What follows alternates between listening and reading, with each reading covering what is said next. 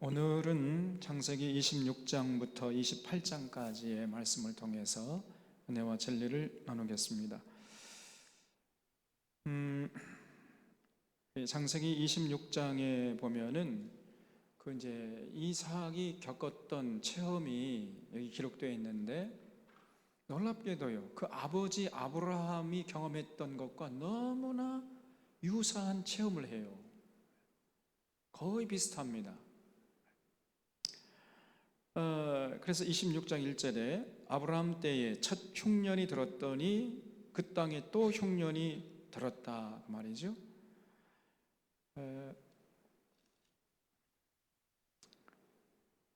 그 아브라함 때 흉년이 들어가지고 아브라함이 이제 애굽으로 내려가다가 그랄 땅에 머물렀잖아요.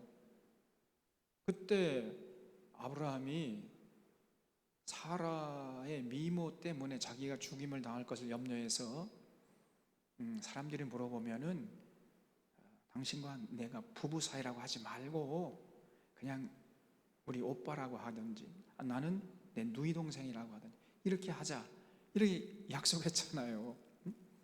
똑같은 행동을 이삭이 합니다. 그래서 이 가문은 특히 좀 그런 전통이 있는가 봐요. 그래서 여기 지금 이삭이 흉년이 드니까 그 당시 그 땅이, 이삭이 거둔 땅이 어디죠? 지금? 네? 어디에 있는 거예요 지금? 그러죠, 헤브론의 막벨라 굴, 거기 사가지고 거기서 지금 거주하고 있는 거 아닙니까? 그 땅에 이제 흉년이 든 거예요. 그래서 그 헤브론에서 지금 애굽으로 내려가는 그런 과정에서 그랄 땅의 이제 중간 지점에 도착한 거예요. 그래서 흉년이 들매 이삭이 그랄로 가서 블레셋 왕 아비멜렉에 이르렀더니, 이 블레셋 왕 아비멜렉이 그 아브라함 때의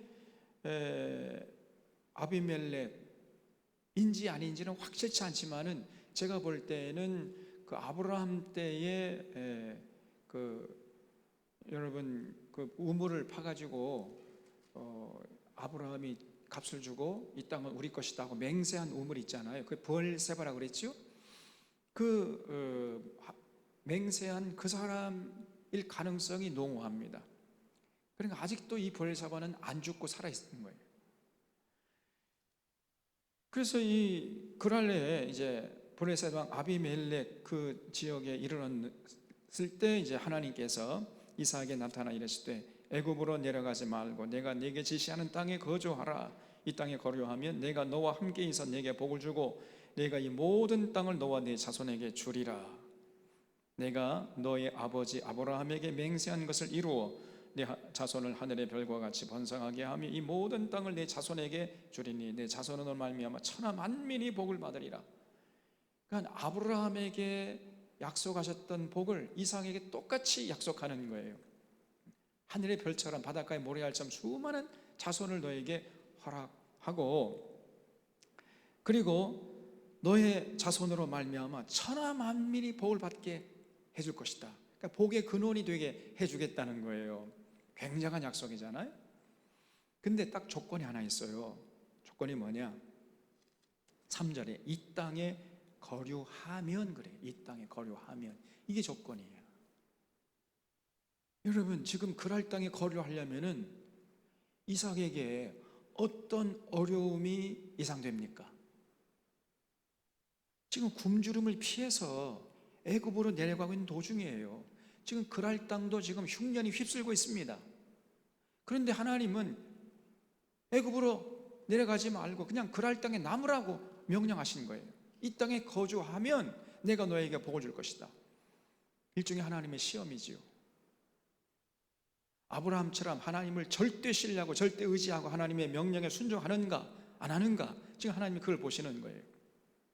조금 유리하면 순종하는 척하고 불리하면 순종 안 하고, 이거는 신앙이 아니죠. 유불리를 떠나서 상황과 형편을 떠나서 하나님 뜻이라 하면, 하나님 명령이라 하면은 이거는 뭐 어떤 어려움도 무릅쓰고 지키려고 하는, 순종하려고 하는 이런 자세가 진짜 신앙 아닙니까? 하나님이 지금 이삭에게 그런 아버지 아브라함의 모습을 보고 싶었던 거예요. 근데 지금 이삭이요, 자기 식솔들을 거느리고 굶주림을 피해서 애굽 땅으로 내려가는데, 그랄 땅에 도착했는데 그 땅도 지금 흉년이 휩쓸고 있는데 하나님 그 땅이 나무라는 거예요.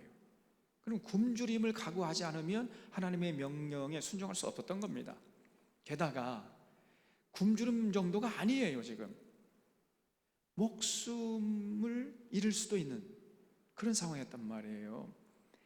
생명의 위협을 당하는 이러한 상황에 처할 수도 있는 그런 상황이었어요. 무엇을 할 수 있느냐? 그 다음에 알 수 있어요.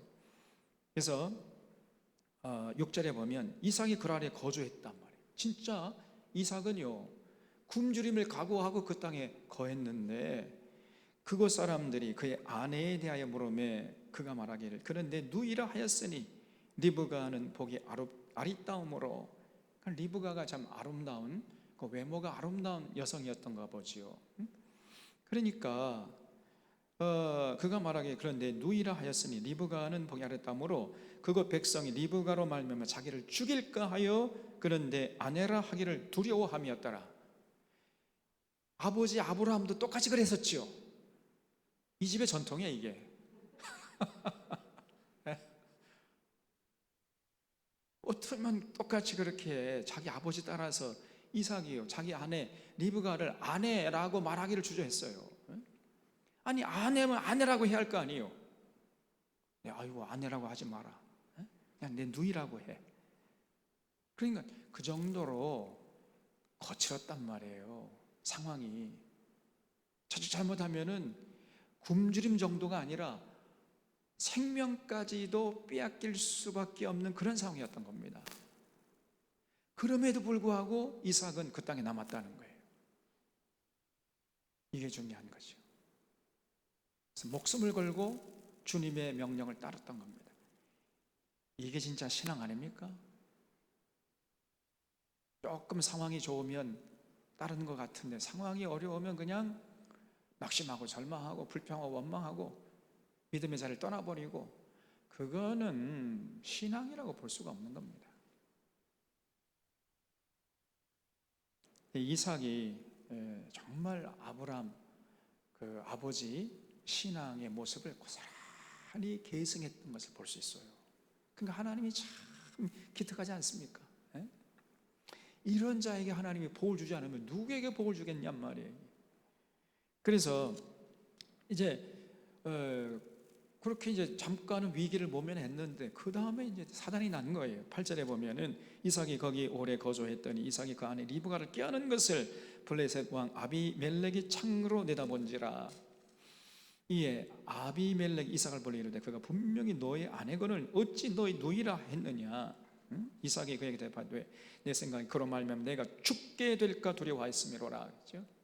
아이고 내가 내 아내라고 하면 사람들이 나를 죽이고 내 아내를 뺏어갈까 봐 내가 두려워해서 그랬단 말이에요.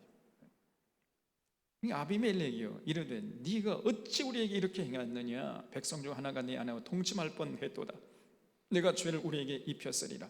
아비멜렉이 이에 모든 백성에게 명하여 이르되 이 사람이나 그의 아내를 범하는 자는 죽이리라 하였더라. 그랬죠? 그 아비멜렉이 아브라함 때는 그 사라를 취하려고 그랬잖아요. 그러다가 하나님께 혼쭐 났죠. 그런 경험이 있으니까 이제 자기 백성들에게 절대로 이삭과 리브가 건드리지 말아라 엄하게 명령을 했다는 겁니다.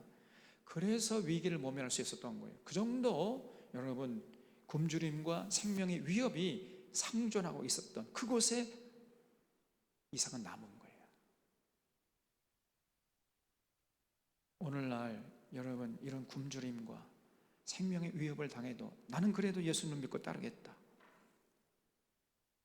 우리 사랑하는 교우들은 다 그렇겠지요? 그게 진짜 믿음이에요. 어려움이 예상돼요. 주님을 따르는 그 길이 어려움이 예상된단 말이에요. 그래도 그 길 가는 거예요. 그게 믿음 아닙니까? 그게. 그 길 가다가 조금 불리하고 조금 위험이 느껴지고 조금 굶주림이고 뭔가 조금 손해 날 것 같으면 금방 외면해 버리고, 그거는 무리만 신앙이고 가짜죠.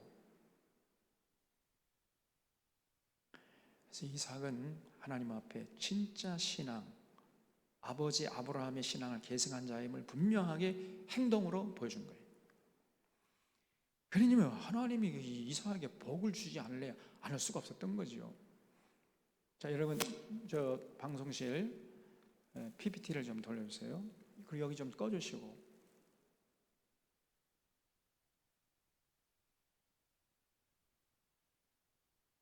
방송실,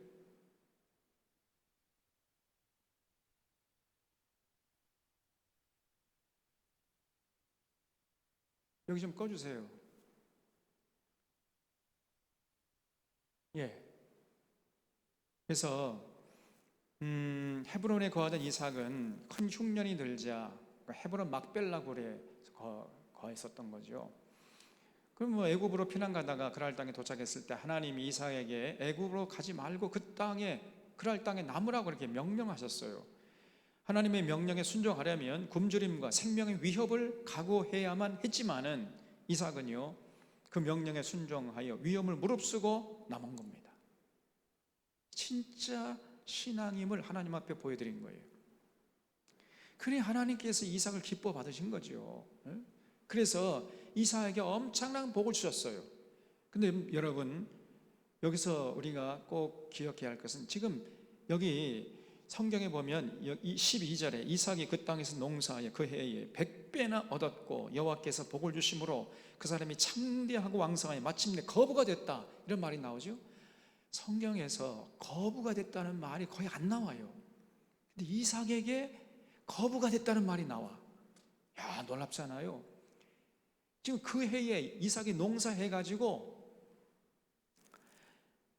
수확물을 100배나 얻었다는 거예요. 100배. 보통 얻는 평균 수확물의 100배를 얻었어요. 그래가지고 돈을 그냥 끌어모을 정도로 많이 벌었다는 겁니다. 그래서 부자가 됐다는 거예요. 그래서 양과 소가 떼를 이루고 종이 심히 많게 됐단 말이죠. 여러분, 지금 상상해 보세요. 그랄 땅은 흉년이 휩쓸고 있는 거예요. 지금 비가 안 와가지고 가뭄이 들었어요. 그래서 흉년이 들었는데 어떻게 농사해가지고 그 해에 100배나 수확물을 거둘 수 있었을까요? 많은 사람이 생각할 때, 그냥 하나님이 그냥 은혜를 쏟아 부어줘가지고 그렇게 가만히 앉아 있었는데도 불구하고 수확물을 100배나 거두게 하셨다, 이렇게 생각하는 사람들이 많아요. 그거는 미신입니다. 여러분, 이삭이 그러면 하나님 그 땅에 남아있으라니 가만히 앉아 있었을까요? 아니죠. 이삭이요, 그냥 이리저리 동분서주하면서 열심으로 그 자기 아버지 때 판 우물을 찾아가지고 우물을 판 거예요. 그래서 우물을 파가지고 거기서 물을 길어다가 농사를 지은 겁니다. 다른 사람들은 물이 없으니까 그냥 손을 다 놓고 있는데 이삭은요, 우물을 파기만 하면 막 물이 콸콸 쏟아지는 거예요. 이게 또 하나님의 은혜긴 하지요. 그래서 그 물을 얻어서 농사를 지을 수 있었던 겁니다. 여러분, 그 유명한 프랑스 영화가 있는데 마농의 샘이라는 영화가 있어요. 그 영화는 반드시 보셔야 된다 그랬죠. 네, 1, 2, 3부로 되어 있는데 정말 아주 명화 중에 명화입니다. 농사 지으려면 옛날에는요, 물이 너무 중요해요. 물. 그래서 물 때문에 서로 조그마한 시골에서, 프랑스 시골에서 막 아귀 다툼하는 이러한 이제 갈등 관계를 영화한 것인데 아주 볼만해요. 그래서 여러분, 이 이삭이요, 그 척박한 땅에서 우물을 파가지고 파는 족족 물이 나오는 거예요. 그냥 열심히 땀을 흘린 겁니다. 그럼 물만 나오면 뭐해요? 또 물을 길어가야 할 거 아니에요. 물을 길어서 그 땅에다가 물을 막 흘려보내고 이렇게 해가지고 열심히 농사진 겁니다. 그랬을 때 가을에 100배나 수확물을 거둔 거예요. 그래서 하나님이 도우신 것이지, 가만히 앉아. 어떤 사람들은요, 어떤 문제가 있을 때 앉아서 기도만 하면 다 문제가 해결될 줄 알아요. 그 기도가 아니고 미신입니다. 우리 하나님은 어떤 분이라고 그랬죠? 스스로 돕는 자를 도우시는 하나님이십니다. 이걸 꼭 잊지 마세요.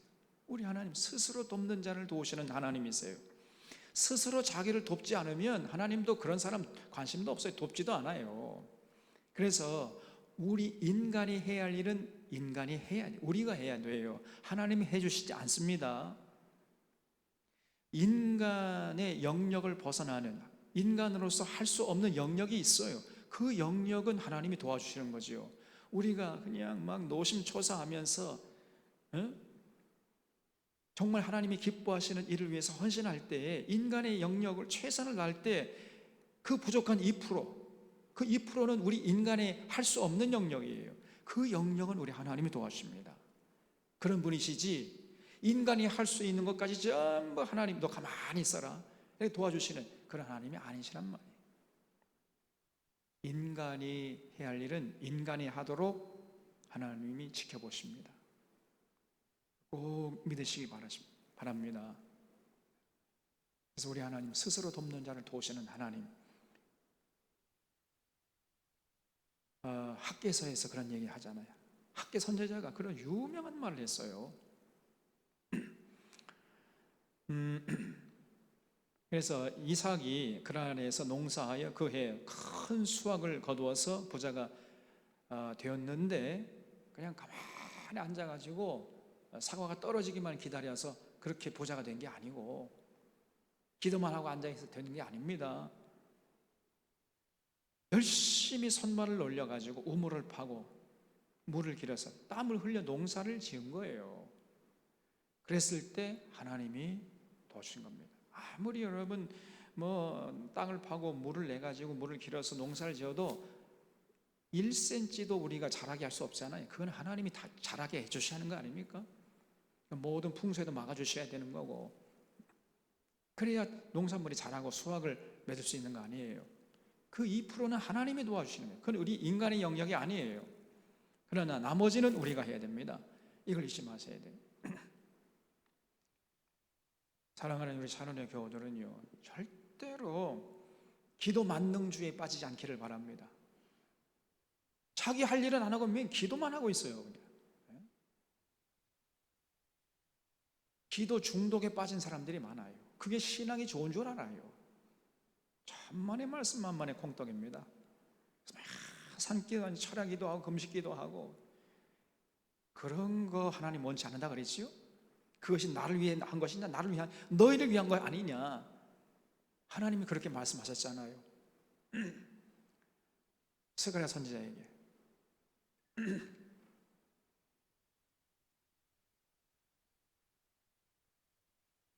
그래서 우리가 할 일을 하면서, 그리고 하나님의 도우심을 간구하는 것, 이것이 온전한 신앙인의 모습이다 하는 것을 잊지 마시기 바랍니다. 자, 이렇게 이제 부자가 되니까요, 그 아비멜렉이 이제 배가 아픈 거예요, 그냥.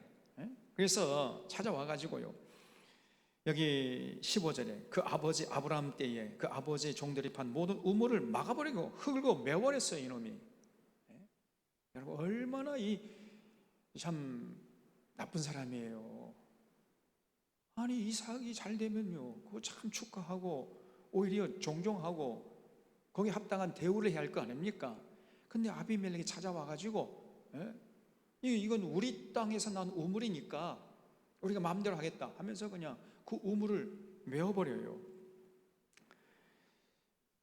그리고 여기 16절에 아비멜렉 이삭에게 이르되 네가 우리보다 크게 강성한 즉 우리를 떠나라, 이렇게 요구합니다.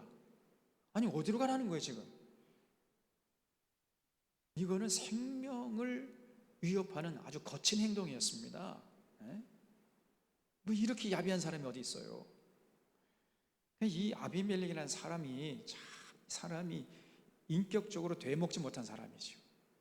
자기가 좀 힘이 있다고, 권력이 있다고 해가지고 그 갑질을 해대잖아요. 지금 이삭을 찾아와가지고. 지금 거기를 떠나면은 좀 굶어 죽을 판이에요 지금. 그런데 17절 보세요. 이삭이 그냥 순순히 그곳을 떠나버려요.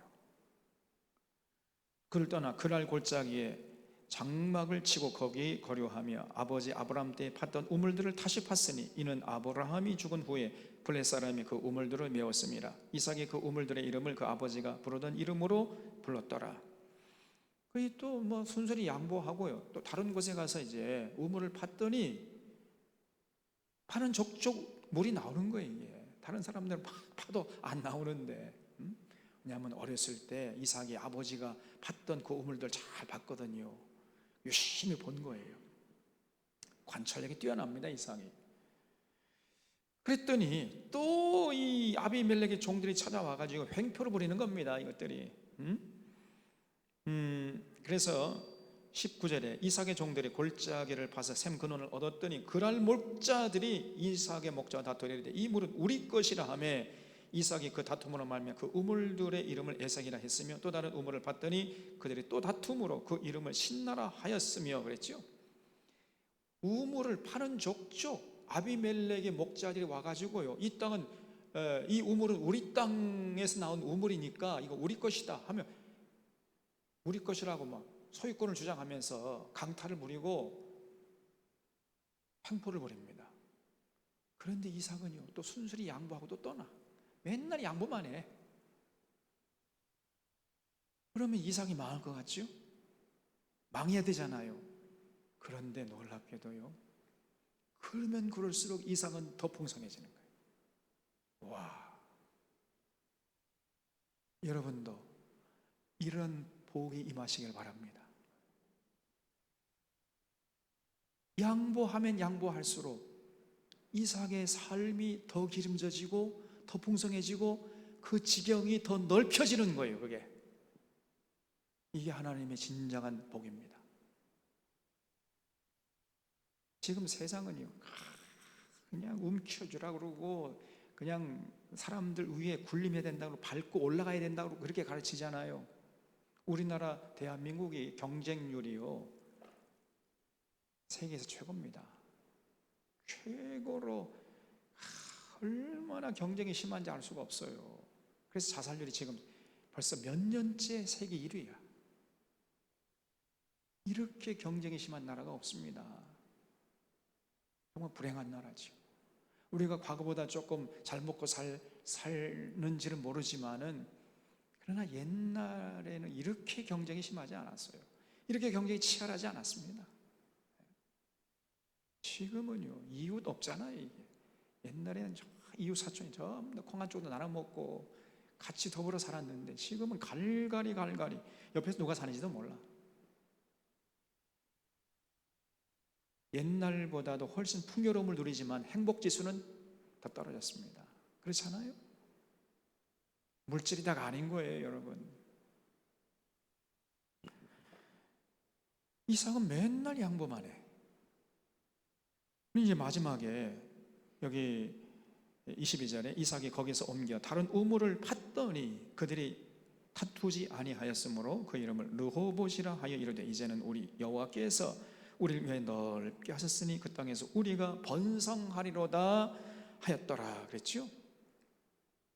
그래서 이제 마지막으로 판 곳은 정말 사람들이 올 수 없는 너무나도 외딴 곳이었단 말이에요. 그러니까 이 아비멜렉의 목자들이 거기까지는 도저히 엄두를 못 냈단 말이죠.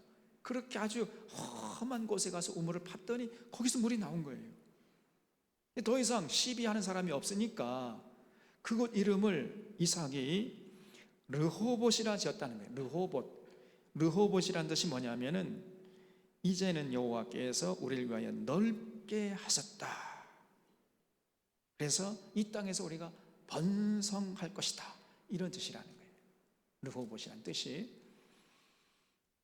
여러분 그러니까 날마다 이삭은 양보만 하는데 그런데 그럴수록 더 풍성해지고 지경이 더 넓혀져요. 자, 여러분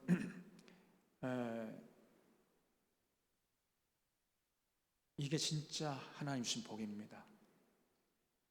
주님 때문에 양보하고 희생하는 자가 복이 있어요. 천국이 저희 것임.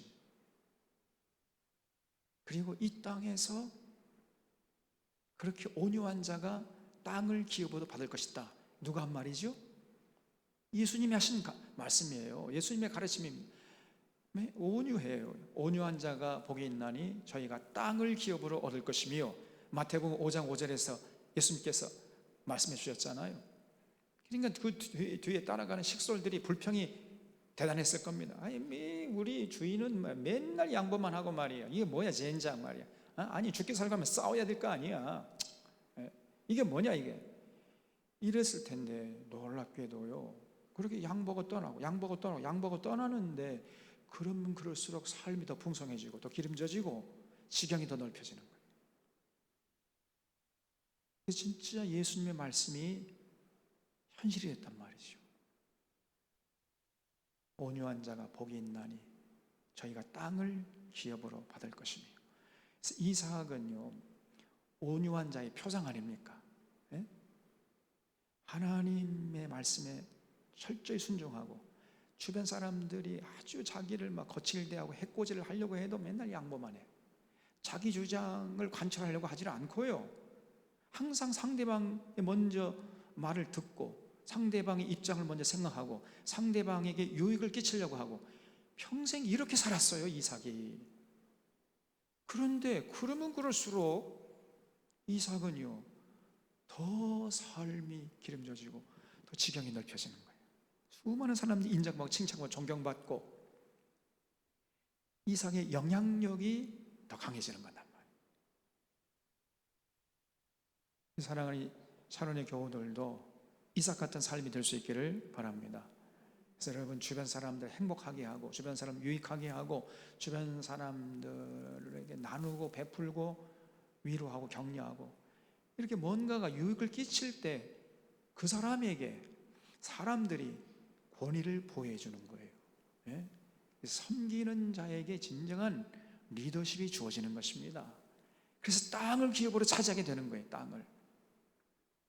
땅을 기업으로 차지한다는 말은 물론 물질적인, 물리적인 그런 의미도 있지만, 더 큰 의미는 사람들의 마음을 사로잡을 수 있게 되고 사람들에게 인정받고 칭찬받고 존경받는 삶을 산다는 거예요.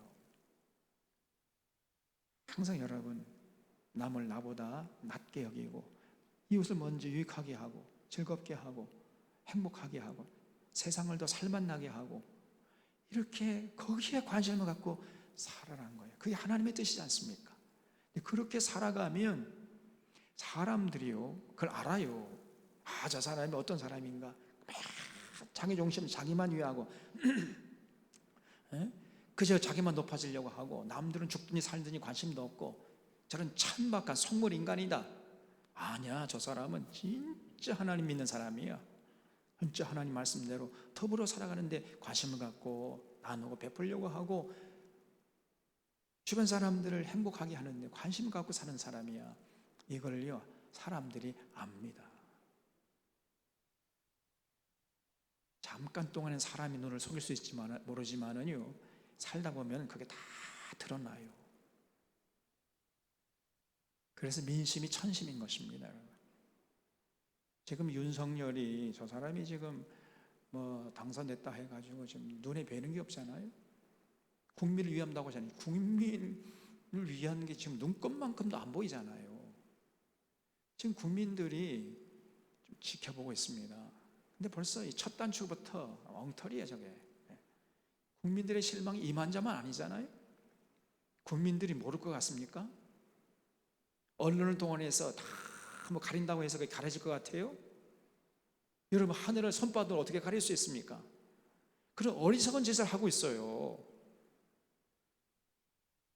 제가 볼 때 저렇게 나가면 저 권력 오래 못 갑니다. 여러분, 저 대통령 자리는 권력을 누리는 자리가 아니라 온 국민들을 섬기는 자리 아니에요. 최고로 많이 섬기는 자리가 그 대통령 자리 아닙니까? 근데 저 사람 생각에는, 저 마음속에는, 저 부부 마음은 대통령 자리는 누리는 자리인 줄 알고 있어요. 그 생각을 깨트리지 않으면 저 사람 저기 그 자리에 오래 있지 못할 겁니다. 누리는 자리가 아니라 섬기는 자리예요. 섬기는 자리. 그거를 모르고 있어요. 너무너무 어리석습니다. 권력을 자기가 자리 잡았으니까 이제 군림하려고 그러잖아요, 지금. 그 생각을 빨리 깨트려야 됩니다. 근데 하나님은 그런 자를요, 발톱의 때만큼도 여기지 않아요. 하나님 앞에 설 수도 없습니다. 그런 자는. 누가 설 수 있느냐? 이삭같이 언제나 섬기려고 하고, 이웃을 유익하게, 이웃을 먼저 생각하고, 이웃을 배려하려고 하고, 그래서 더불어 살려고 하고, 그런 자에게 복을 주셔가지고, 그러면 그럴수록 삶이 풍요롭고 지경이 넓혀지게 됩니다. 그럼 분명한 증거가 이삭의 삶이에요, 여러분. 우리 사랑하는 사론의 교우들이 이런 이삭 같은 삶을 지향할 수 있기를 바랍니다. 이게 진짜 믿음의 길이에요. 그게 십자가의 길이고, 그 좁은 길이고, 가시밭길이지만 그 생명길이고 영생길이고, 그게 축복된 길이다. 항상 하나님이 우리 앞에 두 가지 갈래길을 뒀다 그랬죠? 복된 길과 저주길, 생명길과 사망길. 여러분, 이때 이삭의 길은, 이삭의 삶은 언제나 복된 길, 생명길을 선택하는 거예요. 그렇기 때문에 하나님께 뭘 받은 겁니다.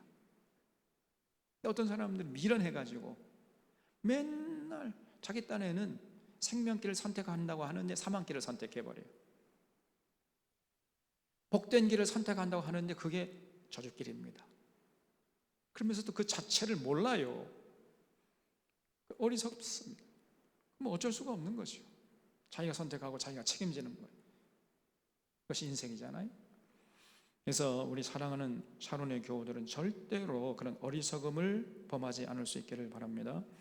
자, 그래서 23절에 보면 이제 이삭이 다시 그 그랄에서 이제 1년 정도 머물다가 농사를 이제 부자가 돼가지고 있다가 이제 보엘세바로 올라갔다는 거예요. 보엘세바.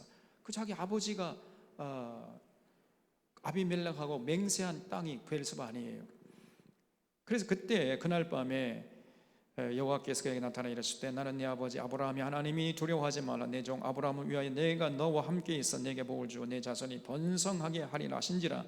이삭이 그곳에 제단을 쌓고 여호와 이름을 부르며 거기 장막을 쳤더니 이삭의 종들이 거기서도 이제 우물을 팠어요.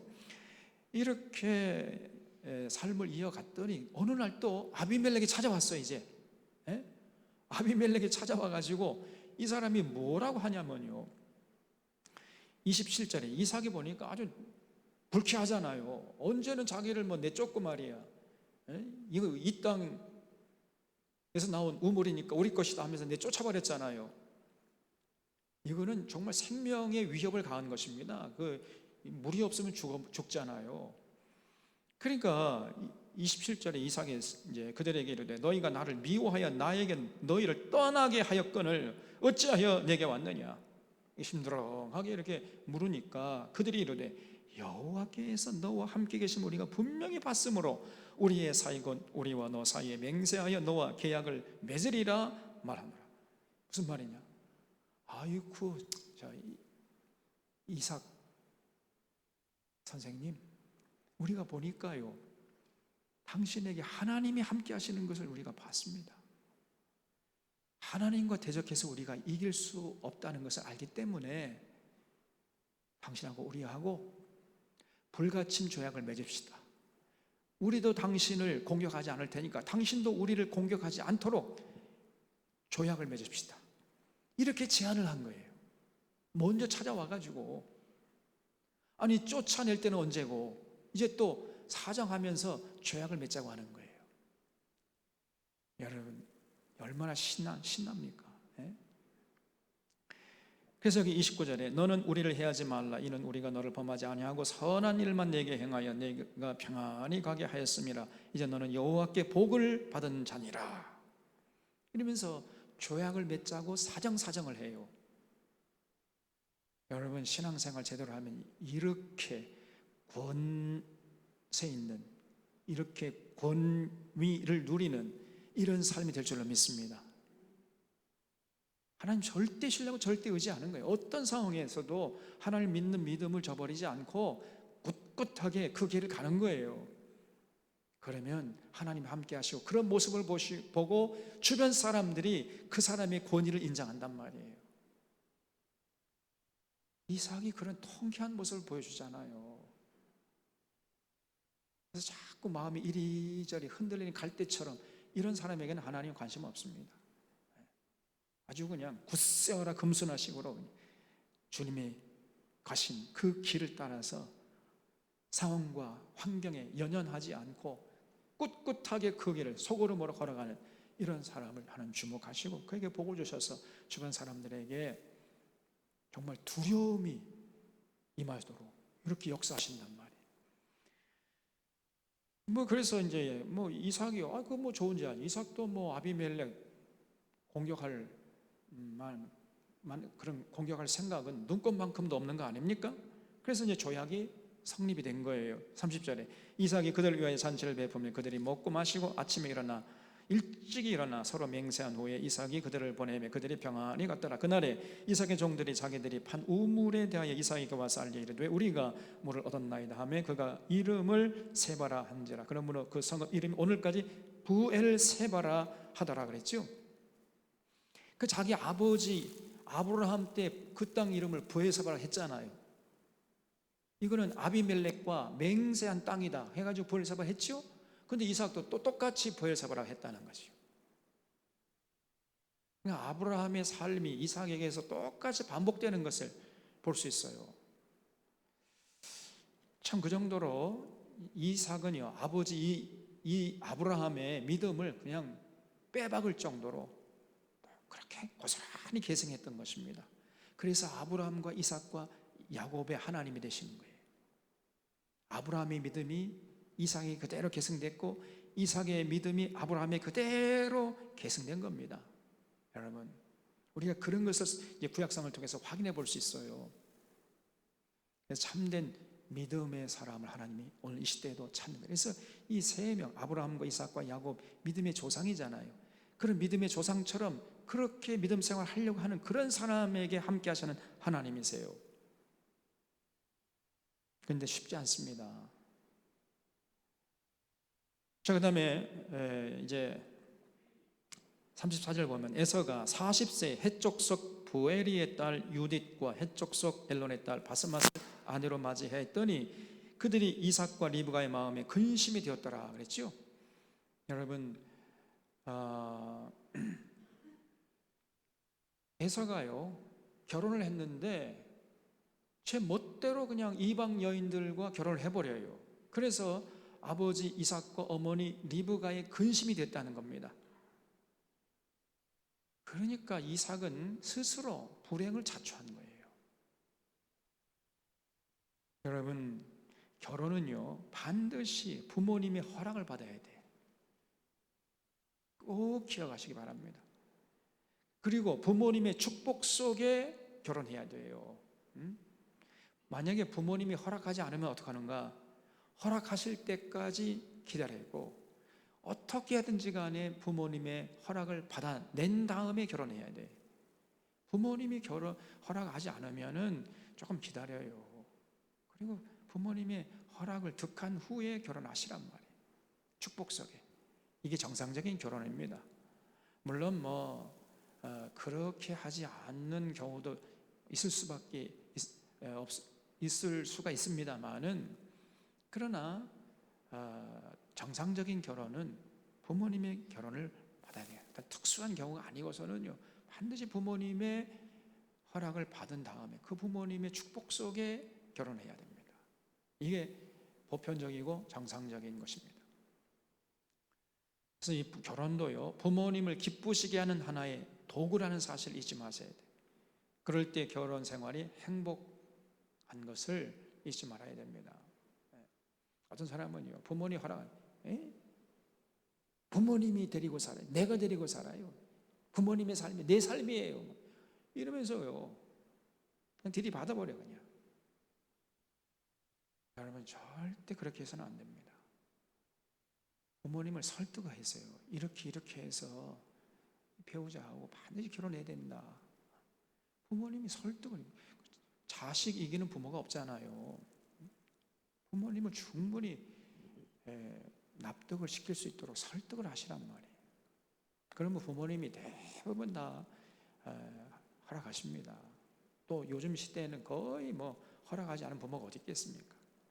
우리가 서로 사랑하고 이러이러한 비전을 가지고 서로 뭉쳐 힘있게 참 하나님께 영광 돌리고 부모님 효도하고 이웃을 유익하게 하여 세상을 건강케 하도록 하나님 저희들이 헌신할 때니까 허락해 주십시오.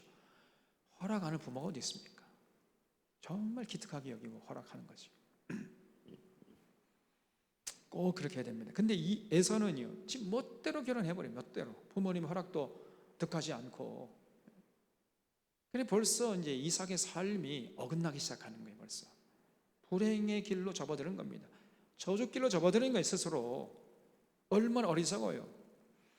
자, 그 다음에 27장에 보면 이제 그 유명한 이제 장자권 사건이 나오는데, 이삭이 나이가 많았어요. 그래서 아이고 내가 이제 죽기 전에 우리 집안에 장자를 세워야 되겠다 해가지고 그다음 마음에 두고 있던 사람이 에서지요. 왜냐하면 에서는 사냥 기술이 대단하거든요. 그래서 에서가 장자가 되면은 그 집안 식구들 굶주린 일은 없겠다 생각해가지고 이삭이 에서를 장자로 세우려고 했어요. 그러나 그 당시에 하나님의 뜻은 에서입니까? 야곱입니까? 야곱이잖아요. 벌써 리브가가 그 뱃속에 쌍둥이를 잉태했을 때 리브가가 물었죠. 하나님, 이 둘 중에서 누구를 장자로 세워야 되겠습니까? 그랬을 때 하나님이 먼저 나오는 자가 아니라 나중 나오는 자, 동생이 이 집안의 장자가 될 것이다. 이 집안의 장자로 세워라. 이렇게 하나님 명령했잖아요. 그때 일을 리브가는 생각하고 있는 거예요. 그래서 리브가는요, 야곱을 심중에 두고 있었던 거예요.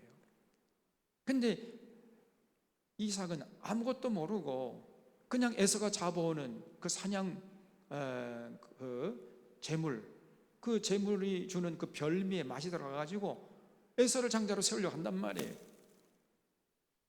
그래서 안 되겠다 해가지고 이제 에서가 아버지를 기쁘게 하기 위해서 들로 사냥을 간 틈을 타가지고 야곱에게 너 빨리 지금 들에 나가서 양 한 마리 잡아가지고 와라. 그럼 내가 별미를 만들어 줄 테니까 너 그거 가지고 이삭이 가가지고 장자의 축복을 받아내라. 이렇게 얘기한 거예요. 그러니까 야곱이 아이고 어머니, 내가 그렇게 했다가는 아버지 이삭에게 축복은 고사하고 저주를 받을까 겁나서 나 못합니다. 이렇게 거절한 사람이 야곱이에요. 자, 27장 여기 9절 보면 염소 떼에 가서 거기서 좋은 염소 새끼 2마리를 내게로 가져오면 내가 그것으로 내 아버지를 위하여 즐기시는 별미를 만들리니 네가 그것을 내 아버지에게 가져다 드려서 그가 죽기 전에 내게 축복하기 위하여 잡수시게 하라. 이렇게 제안한 것이 바로 리브가입니다. 그러니까 리브가가 장자권 사건의 주도권을 가지고 계획을 실행한 사람이에요.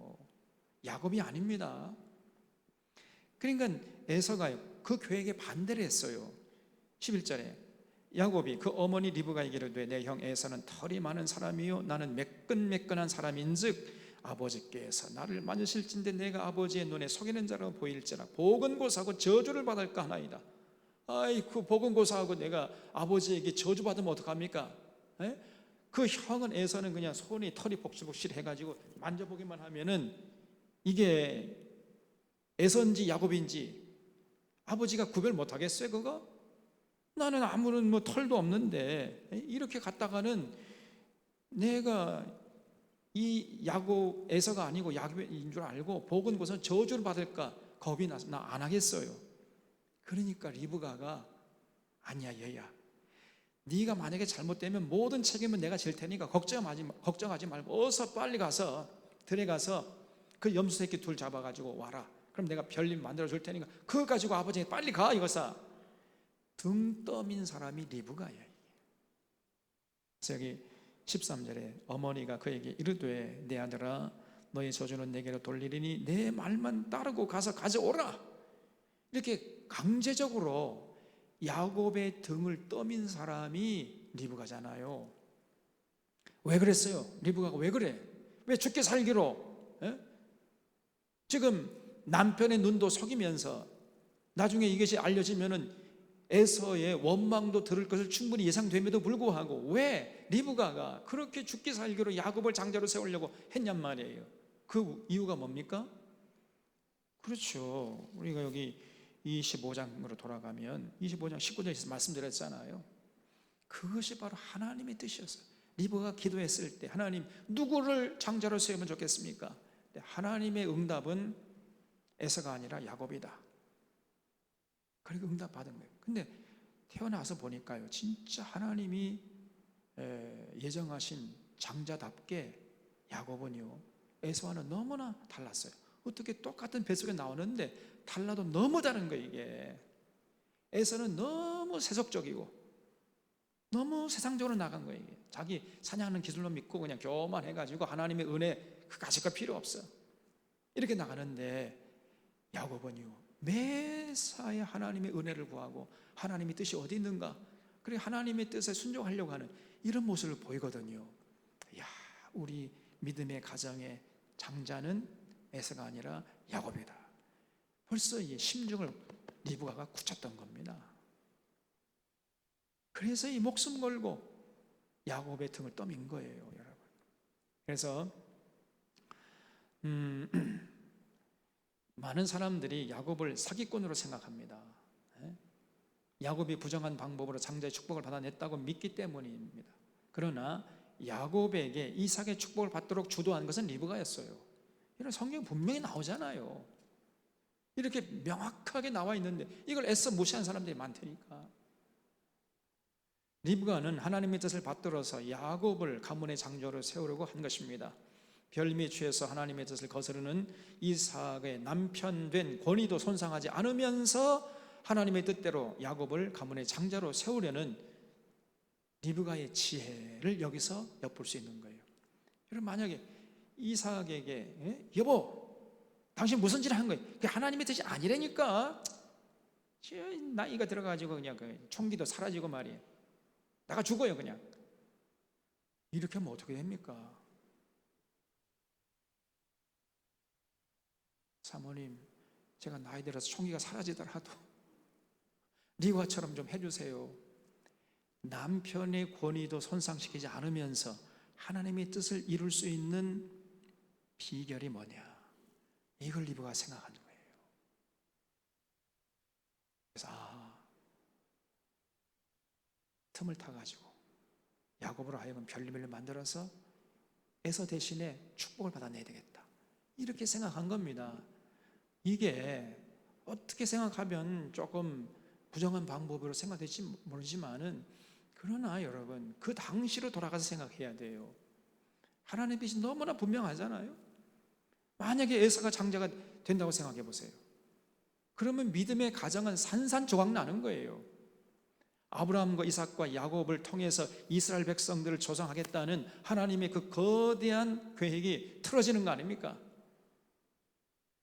그래서 이 리브가가 그렇게 목숨 걸고 야곱을 장자로 세우려고 했던 것입니다. 그런 거대한 하나님의 섭리 안에서 봐야지 그냥 이 흑백 논리로 이렇게 시야를 좁게 해서 성경을 보면은 잘못 우리가 오해할 수 있습니다. 그래서 여기서 우리는 참 신앙의 여인과 현명한 아내와 올곧은 어머니 리브가의 모습을 발견할 수 있어요. 진짜 리브가는 아름다운 여성. 제가 천국 가면 제일 먼저 만나고 싶은 사람이 리브가예요. 리브가는 진짜 믿음이 아름다운 여성이었잖아요. 그리고 그뿐 아니라 아주 현명한 아내 역할을 했어요. 남편의 권위를 절대로 여러분 훼손시키면서 뭘 하려고 하진 않았습니다. 남편의 권위를 충분히 존중하면서도 자기 할 도리 다 하는 거예요. 이게 이런 지혜를 발휘해야 돼요. 맨날 남편에게 끌려가서도 안 되고, 그래서 남편을 그냥 막 권위로 막 무시하면서 윽박지르고 이런 것이 다 있어요. 그러면 안 되고, 남편의 권위를 인정하면서도 그리고 남편의 부족한 점을 조용히 채워주면서 가정을 화목하게 이끌어가는 이런 여성이 여러분 필요한 거 아닙니까? 리브가가 그렇게 했다는 거예요. 리브가가. 그리고 또 가정을, 자녀들을요 잘 사랑으로 돌보는 아주 올곧은 어머니의 모습을 볼 수 있잖아요. 세 가지. 참 신앙의 여인이었고, 그래 하나님을 잘 섬기고 또 남편을 또 잘 섬기면서 가정을 잘 이끌어 나가는 현명한 아내 역할과 어머니 역할을 넉넉히 감당하는 여인이었습니다. 게다가 외모도 아름다워. 금상첨화입니다, 그냥 이게. 그러니까 외모도 아름답고 정신도 아름답고 영혼도 아름답고 삼박자가 잘 균형을 잡은 여인이었단 말이죠. 무슨 일을 하든지 믿고 맡길 수 있는 여인이었습니다. 우리 사랑하는 샤론의 여성 교우들이 이런 리브 같은 인생들이 되시기를 바랍니다.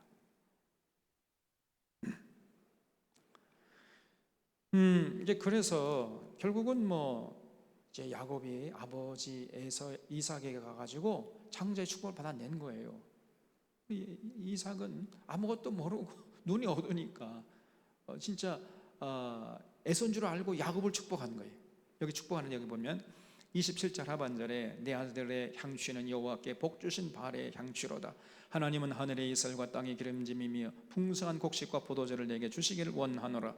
만민이 너를 섬기고 열국이 내게 굴복하리니 내가 형제들의 주가 되고 내 어머니 아들들이 내게 굴복하며 너를 저주하는 자는 저주를 받고 너를 축복하는 자는 복을 받기를 원하노라. 그렇죠? 야, 놀라운 복을 이삭이 야곱에게 쏟아부은 겁니다. 여러분 꼭 기억하세요. 부모님에게는 특별히 아버지에게요 축복권이 있습니다. 그래서 여러분 자녀들에게 마음껏 주님의 이름으로 축복하세요. 여러분 자녀가 어렸을 때 잠자기 전에 여러분 자녀들 머리에 손을 얹고 주님의 이름으로 하나님 이 아이가 자라나서 올곧게 자라나서 하나님 나라를 위해서 이 나라 이 민족을 위해서 주님 몸된 교회를 위해서 귀하게 쓰임받는 하나님의 도구가 되게 해주시옵소서. 교회를 건강하게 세우고 그리고 이 나라 하나님의 공의와 정의를 강물처럼 흐르는데 기여하고 진리를 추구하면서 진짜 믿음의 삶을 살아갈 수 있도록 하나님 도와주십시오. 올곧게 자랄 수 있도록 하나님 역사하시고 평생의 신원의 안전함을 보장해 주시옵소서. 다른 것보다 사람들에게 복을 나눠주는 복의 근원으로서 살아갈 수 있도록 도와주십시오. 여러분 그렇게 마음껏 자녀를 위해서 축복하세요. 축복하는 대로 부모가 축복하는 대로 그게 굉장히 영향이 있습니다. 그런 축복을 받고 어렸을 때부터 자란 아이들이 심성이 곱고요 인성이 고와요. 그리고 참 올곧게 살아간단 말이에요. 리더십을 발휘할 수 있습니다. 그래서 언제나 가정이 중요한 가정에서 그렇게 가정 예배 드리면서 그런 하나님 향한 신앙을 잘 계승하고 전승하고 하나님 말씀으로 무장하도록 가르치고 이것처럼 세상에 귀한 일이 없단 말이에요. 아무리 바빠도 그 일은 하셔야 돼. 그 일을 하고 남는 시간에 이것도 하고 저것도 하고 사업 때문에 바쁘면 사업을 좀 줄이세요. 동의하십니까? 그렇게 하셔야 돼. 왜냐하면 그게 가장 가치 있는 일이기 때문에 최우선순위에 둬야 돼요. 그래야 신앙의 가문을 이어갈 수 있습니다. 그냥 가만히 앉아도 되는 게 아니란 말이에요. 그래서 이렇게 이제 이삭이 야곱을 축복하니까 나중에 이제 이걸 알고요 에서가 막 일을 갑니다. 일을. 그래서 여기 41절에 그의 아버지가 야곱에게 축복한 그 축복으로 말미암아 에서가 야곱을 미워하여 심중에 이르기를 아버지를 곡할 때가 가까웠으니 내가 내 아우 야곱을 죽이리라. 이렇게 앙심을 품은 거예요. 이 사실을 알고요 이제 리브가가 큰일 났잖아요. 42절에 맏아들 에서의 이 말이 리브가에게 들림에 이에 사람을 보내어 작은 아들 야곱을 불러 그에게 이르되 내 형 에서가 너를 죽여 그 한을 풀려 하니 내 아들아 내 말을 따라 일어나 하란으로 가서 내 오라버니 라반에게로 피신하여 내 형의 노가 풀리기까지 몇 날 동안 그와 함께 거주하라. 내 형의 분노가 풀려 내가 자기에게 행한 것을 잊어버리거든 내가 사람을 보내어 너를 거기서 불러오리라. 어찌 하루에 너희 둘을 이루리야 그랬지요. 리브가가 정말 지혜로운 여성입니다. 그래서 슬쩍 야곱을 빼돌리는 거예요. 그러니까 이 에서가요 얼마나 이 거친 사람입니까? 점점 벌써 이 사람이 저주길로 돌아가 점점 깊이 들어가잖아요. 자기 멋대로 이방 여인과 결혼하고 부모의 허락도 득하지 않고, 그리고 사실은 그 장자권 사건도 따지고 보면은 자업자득이에요. 그렇지 않습니까? 팥죽 한 그릇 장자권 팔아먹고 맨날 세속적으로 살고, 그러니까 리브가 어머니에게 신임을 잃어버린 거 아니에요. 그래서 어떻게 보면은 자업자득입니다 이게. 그래 놓고는요 그 모든 책임을 야곱에게 돌리는 거예요. 그냥 저희 야곱 내 동생 저놈 내가 죽여버릴 것이다. 벌써 여러분 이게 얼마나 또 잘못, 아무 그래도 자기 동생을 죽이려고 하면 되겠습니까? 벌써 이 심성이 잘못됐잖아요. 결국은 이제 빼돌리는데 여기 46절에 리브가가 이삭에게 이르되 내가 햇사람의 딸들로 말미암아 내 삶이 싫어졌거늘. 여기 햇사람의 딸들은 누굴 말하죠? 리브가의 며느리들이지요. 그러니까 리브가의 며느리들이 지금 리브가의 마음을 기쁘게 하지 못했다는 것을 알 수 있어요. 다시 말하면 이게 뭐죠? 시어머니하고 며느리 사이에 시어머니가 며느리 사이를 뭐라고 합니까? 고부간이죠? 고부간의 갈등이 심했던 거예요 이게. 그러면 누구에게 문제가 있었겠습니까? 그렇게 마음이 아름답고 신앙심이 좋고 배려할 줄 알고 남편을 잘 섬기고 자녀들을 잘 지내고 이끌었던 리브가에게 문제가 있었겠어요? 그 며느리들에게 문제가 있었겠어요? 무너무나 뻔한 거 아닙니까? 며느리들이 안 따라오는 거예요. 지 멋대로 하려고 하고, 하나님께서 예배드리자 하면 예배도 어머니나 가세요 그냥. 자기는 교회도 가기 싫다고 뻗팅기고 앉아있고. 그러니까 매사에 리브가가요 며느리들이 마음에 안 든 겁니다. 그래서 그걸 핑계 삼아가지고 여보 내가 저 며느리들 때문에 너무너무 내가 살기 싫어, 삶이 싫어졌다는 거예요. 그래서 야곱이 만약에 이 땅의 딸들 또 저렇게 이방 여인과 결혼하면은 내가 살 수만이 끊어질 것 같으니까 여보 저 야곱을 저 외삼촌 라반의 집으로 보내가지고 거기서 믿음의 자손들 가운데서 신부감을 골라서 오게 합시다, 이렇게 제안한 거예요. 그러니까 이게 사실은 슬쩍 핑계를 댄 거죠. 사실은 그게 아니잖아요. 그 에서의 분노 때문이잖아요. 그러니까 이 리브가가 얼마나 좀 가정을 평화롭게 이끌어가는데 지혜를 발휘했냔 말이에요. 여러분 이 여성이, 이 신앙의 여성, 이런 마음이 넓고 품이 넓은 신앙의 여성이 딱 버티고 있는 가정은요 늘 평안한 거예요. 언제나 웃음꽃이 피고 찬송소리가 끊이지 않아요. 그렇게 가정을 이끌어 간다니까요. 그게 우리 사랑하는 결혼의 여성 교우님들이 바로 이런 역할을 잘 감당해 주시기를 주님의 이름 부탁드립니다. 그래서 아주 모든 일들을, 굉장히 큰 일들도 아주 조금 아무것도 아닌 것처럼 이렇게 해가지고 슬쩍 해결해 버려. 어떤 여성 보면요 아무것도 아닌 문제야. 근데 자꾸만 그 문제를 해결하지 못, 점점 문제를 키워. 그래 문제 속에 들어가가지고 헤어나질 못해요. 근데 따지고 보면 아무런 문제가 아니거든.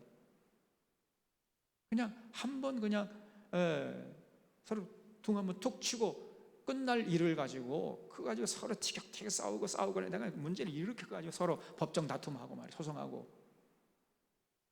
이런 어리석은 여성들이 있단 말이에요. 이게 왜 그렇게 살아가냐 말이에요. 응? 이 리브가는요 굉장한 문제 아닙니까? 지금 형이 동생을 지금 죽이려고 하는 거예요 지금. 그런 위기 상황인데도요, 그냥 문제를 축소시켜가지고 아무렇지도 않은 것처럼 해결해버려. 이게 지혜입니다. 그래서 여러분, 우리 사론의 교우들이 그런 리브가 같은 지혜, 또 이삭과 같은 그런 겸손함과 온유함을 가지고 하나님을 잘 섬겨서 하나님께 영광 돌리고 하나님께 복을 받는 이런 신앙의 명문 가문을 세워나갈 수 있기를 바랍니다. 28장까지를 하려고 했는데 또 너무 길게 하면은 또 지루할 수 있으니까 28장은 다음 주에 하기로 하고요, 27장까지 하고. 그래서 우리 하나님 다시 정리하면 스스로 돕는 자를 도우시는 하나님이세요. 하나님 앞에 온유한 자가 땅을 기업으로 얻게 하시는, 그 복을 누리게 하신단 말이죠. 그래서 참 신앙이라는 것은 어떤 형편에서도 원망하지, 낙심하지 않고 불평하지 않고 끝까지 주님을 신뢰하고 의지하고 그 믿음의 길에 떠나지 않고, 그러면 그 사람에게 하나님이 지혜를 주세요. 리브가처럼. 그래서 모든 문제를 원만하게 이렇게 풀어갈 수 있게 된단 말이죠. 이렇게 아름답게 살아가서 하나님께 영광 돌리고 주변 사람들에게 정말 아름다운 생명의 향기를 풍기면서 영향력을 행사하면서 살아가는 그런 아름다운 우리 사론의 교우들 되시기를 바랍니다. 기도하겠습니다.